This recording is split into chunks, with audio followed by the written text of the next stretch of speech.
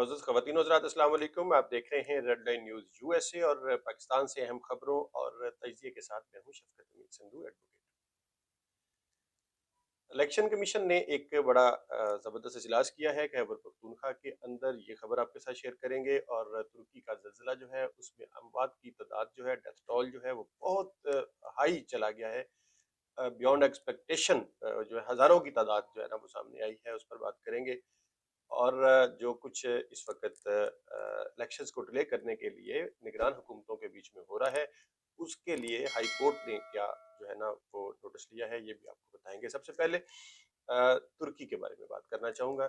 ज़लज़ला इतनी शिद्दत का था, 7.9 रेक्टर स्केल पर उसका मैग्नीट्यूड आया। और शाम के साथ जो तुर्की की सरहद लगती है, जहाँ पर जो है गाजियान सूबा जो है वो मौजूद है तुर्की का, वहाँ के जो सरहद के ऊपर शाम के कस्बे थे या तुर्की के कस्बे थे, वो बिल्कुल सफ़े हस्ती से जो है उनका निशान मिट गया है। ज़मीन बोस हो गई है हर चीज़।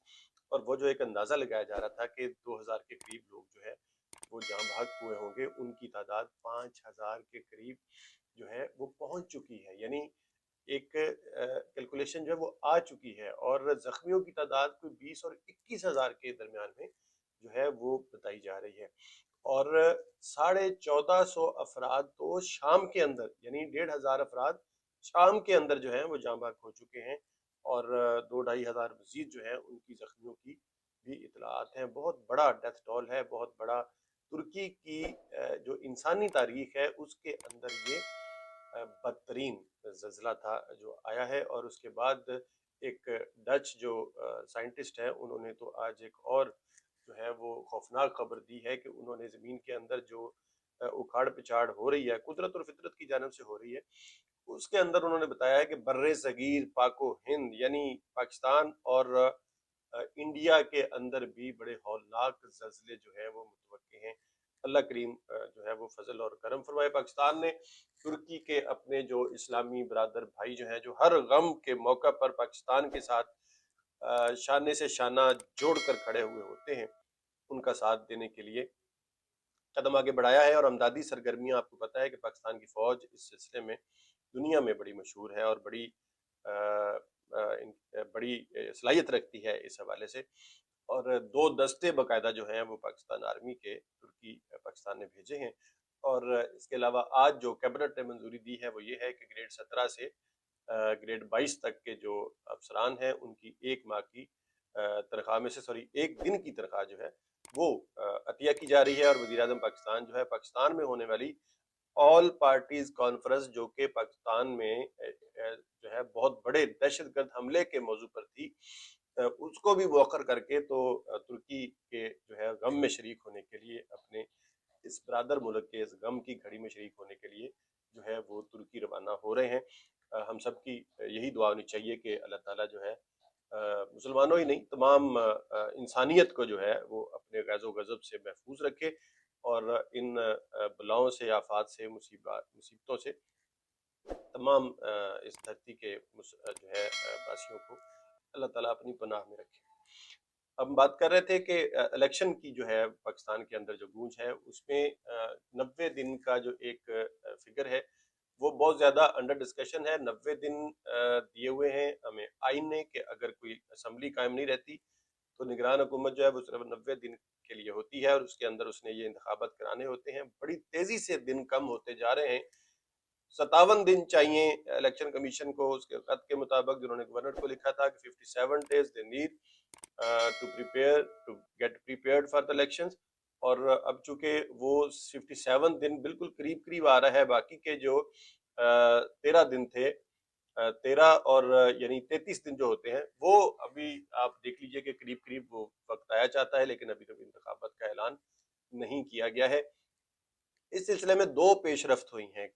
खैबर पख्तूनख्वा के अंदर इलेक्शन कमीशन का आला सतही इजलास हुआ है, जिसमें आईजी मुअज़्ज़म जा, आईजी केपी और चीफ सेक्रेटरी इमदादुल्लाह बुसाल ने भी उसके अंदर शिरकत की है। और वहां पर आईजी मुअज़्ज़म जा जो है उन्होंने बड़ा जो है वो ब्लंट किस्म का अपना मौक़िफ़ दिया है। उन्होंने कहा है कि केपी पुलिस जो है बिल्कुल फिट और रेडी है कि वो इलेक्शन को कंडक्ट कराने के लिए जो है सिक्योरिटी फराहम कर सके। और ये जो दहशतगर्दी का वाक़या हुआ है, इस तरह के वाक़यात पहले भी जो है वो होते रहते हैं।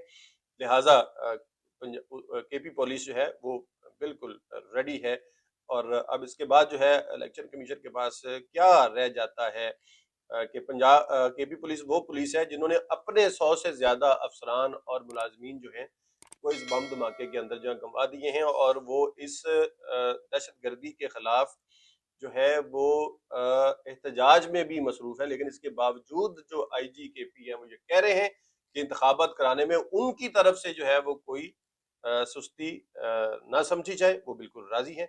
अब इसके बाद देखेंगे और दूसरी तरफ जो पंजाब के अंदर जो खामोशी है, बल्कि खामोशी नहीं है, बड़े धड़ल्ले के साथ जो निगरान हुकूमत है, वो अफसरान के तकर्रर और तबादले करने में मसरूफ़ है, जो कि निगरान हुकूमत का मैंडेट सिरे से होता ही नहीं है। निगरान हुकूमत जो है वो सिर्फ़ चलते हुए काम को चलता रखने के लिए यानी पानी रवा रहे बस, इतना उनका काम होता है और उसके बाद उन्होंने वो बाग डोर जो है वो देनी होती है नई मुंतखब हुकूमत को। लेकिन यहाँ क्या हो रहा है कि 60 ऐसे कलीदी ओहदों पर तकर्रर और तबादले किए गए हैं कि जो बिल्कुल अब पाकिस्तान तहरीक-ए-इंसाफ के बर्दाश्त से बाहर हो गई है और पाकिस्तान तहरीक-ए-इंसाफ चली गई हाई कोर्ट के अंदर, जहाँ पर चैलेंज किया गया है। जस्टिस जवाद हसन के पास ये पिटीशन लगी थी। उन्होंने इस मामले की अहमियत के पेश नज़र इस पिटीशन को वापस भेजा है chief justice Lahore high court अमीर भट्टी साहब के पास और साथ उन्होंने ये नोट दिया है कि इसके लिए फुल बेंच का जो है वो उसको तश्कील दिया जाए। यानी बहुत अहम चीज़ है कि ये अगर हुकूमत निगरान हुकूमत जो है वो इलेक्शन कराने की नीयत भी रखती है, तो फिर उसके अंदर जो है वो धांधली की बदनीयती भी मौजूद है। इतने बड़े स्केल पर तकर्रुर और तबादले नई गवर्नमेंट किया करती है जिसने अगले 5 साल के लिए अपनी पॉलिसीज़ जो है उनको इम्प्लीकेट करना होता है, उनके ऊपर अमल दरामद करना होता है और नतायज देने होते हैं। वो ये हुकूमत किया करती है। निगरान हुकूमत के बस की ये बात नहीं होती कि वो जो है वो अगले 5 साल की प्लानिंग करे। इन्होंने तो बजट भी नहीं देना, कोई ऐसा वक़्त नहीं है जिसके अंदर बजट दिया जा सके। आज असद उमर ने प्रेस कॉन्फ्रेंस करते हुए उन्होंने बताया है और उन्होंने कहा जी कि एक ये रवां हफ्ता या इससे अगला हफ्ता ऐसा है जिसके अंदर तमाम बातें खुलकर सामने आ जाएँगी और अगर तरीके से आपको ये नज़र आया कि बिल्कुल जो है वो गवर्नमेंट जो है वो आइन को पामाल करने पर तुल गई है और वो नहीं करेगी 90 दिन के अंदर इलेक्शन, तो फिर उन्होंने कहा है कि फिर हम जेल भरो तहरीक जो है उसके ऊपर डट कर खड़े हो जाएंगे।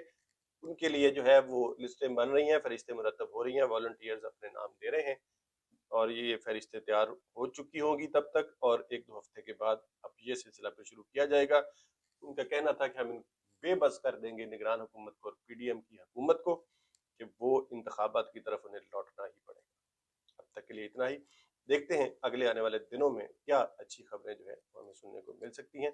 अपना ख्याल रखिएगा, अपने इर्द-गिर्द के लोगों का और अपनी आज़ादी का। पाकिस्तान ज़िंदाबाद, पाकिस्तान